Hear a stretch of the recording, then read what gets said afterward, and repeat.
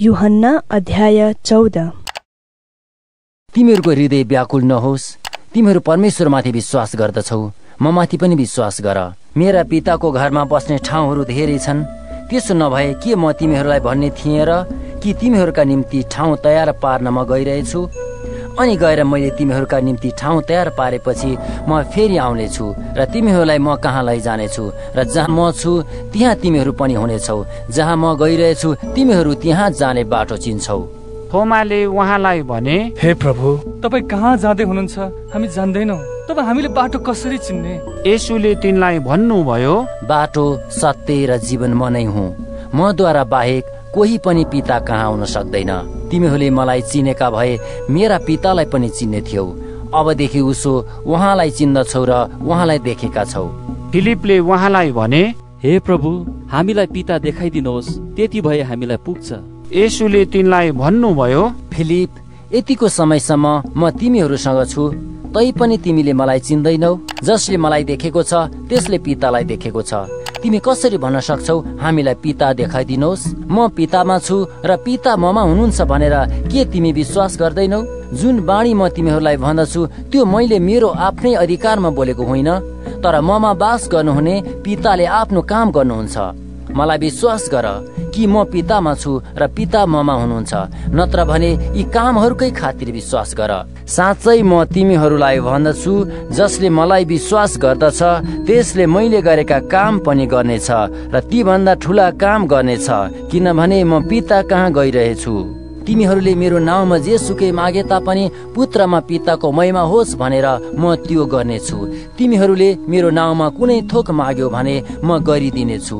तिमीहरूले मलाई प्रेम गर्छौ भने मेरा आज्ञाहरू पालन गर्नेछौ र म पितासँग बिन्ती गर्नेछु र उहाँले तिमीहरूलाई अर्को सल्लाहकार दिनुहुनेछ र उहाँ तिमीहरूसँग सदा सर्वदा रहनुहुनेछ। यिनी सत्यका आत्मा हुनुहुन्छ, जसलाई संसारले ग्रहण गर्न सक्दैन, किनभने संसारले उहाँलाई न त देख्छ न चिन्छ। तिमीहरू उहाँलाई चिन्छौ, किनभने उहाँ तिमीहरूसँग बास गर्नुहुन्छ र उहाँ तिमीहरूमा रहनुहुनेछ।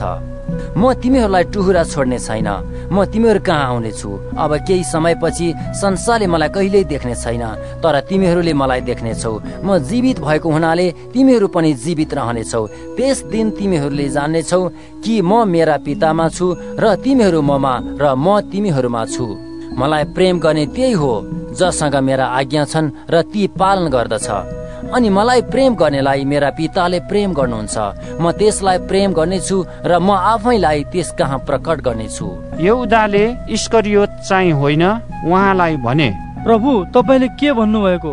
तपाईँ आफैलाई हामीमा प्रकट गर्नुहुन्छ र संसारलाई चाहिँ होइन? येशूले तिनलाई जवाब दिई भन्नुभयो, जसले मलाई प्रेम गर्छ त्यसले मेरो वचन पालन गर्नेछ र मेरा पिताले त्यसलाई प्रेम गर्नुहुनेछ र हामी त्यस कहाँ आउनेछौँ र त्यससँग बास गर्नेछौँ। मलाई प्रेम नगर्नेले मेरा वचन पालन गर्दैन। जुन वचन तिमीहरू सुन्छौ त्यो मेरो होइन, तर मलाई पठाउनु हुने पिताको हो। यी कुरा तिमीहरूसँग रहँदै मैले तिमीहरूलाई भनेको हुँ, तर सल्लाहकार अर्थात् पवित्र आत्मा, जसलाई पिताले मेरो नाउँमा पठाउनु हुनेछ, उहाँले तिमीहरूलाई सबै कुरा सिकाउनुहुनेछ र मैले तिमीहरूलाई भनेका सबै कुरा तिमीहरूलाई याद दिलाउनु हुनेछ। शान्ति म तिमीहरूसँग छोडिराख्छु, म आफ्नो शान्ति तिमीहरूलाई दिन्छु। संसारले दिए जस्तो म तिमीहरूलाई दिँदिन। तिमीहरूको हृदय व्याकुल नहोस् र भयभीत नहोस्। मैले तिमीहरूलाई म गइरहेछु र तिमीहरू कहाँ आउँछु भनेको तिमीहरूले सुन्यौ। तिमीहरूले मलाई प्रेम गरेका भए म पिता कहाँ जाँदैछु भनेको सुनेर तिमीहरू रमाउने थियौ, किनकि पिता म भन्दा महान हुनुहुन्छ।